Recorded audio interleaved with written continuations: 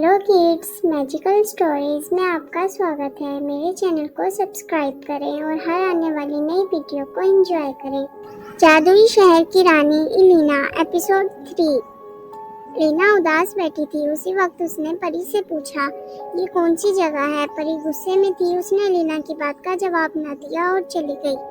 इलीना भी वहां से उठी और घर देखने लगी। इलीना घर से बाहर गई तो उस पर एक जानवर ने हमला किया। परी ने उसे बचाया और अंदर ले गई और बोली, इलीना, ये जगह तुम्हारे लिए नहीं है। तुम इसके बारे में कुछ नहीं जानती, तो मुझ पर मेहरबानी करो, प्लीज अंदर ही रहो।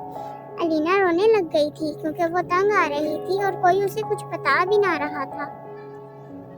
इलीना को रोते देख परी इलीना से बोली, ये जंगल है और हम यहाँ फंसी हुई हैं। परी की बात सुनकर इलीना बोली, हम का मतलब है तुम अकेली नहीं हो, और भी परियां हैं। तब परी बोली, हाँ, मेरे साथ बहुत सी परियां यहाँ फंस गई थी और दोबारा निकल न सकी। परी ने उसे 15 साल पहले की कहानी सुनाई। परी ने बताया, 15 साल पहले हम सब जादुई सिटी में रहते थे।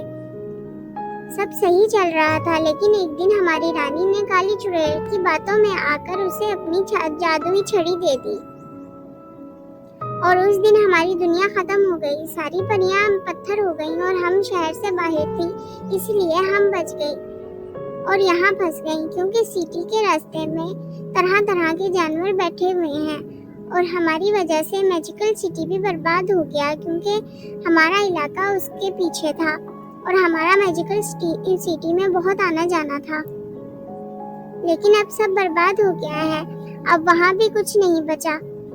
परी बहुत उदास हो गई थी और उसे ऐसे देखकर और उसकी बातें सुनकर इलीना भी अपनी परेशानी भूल गई थी।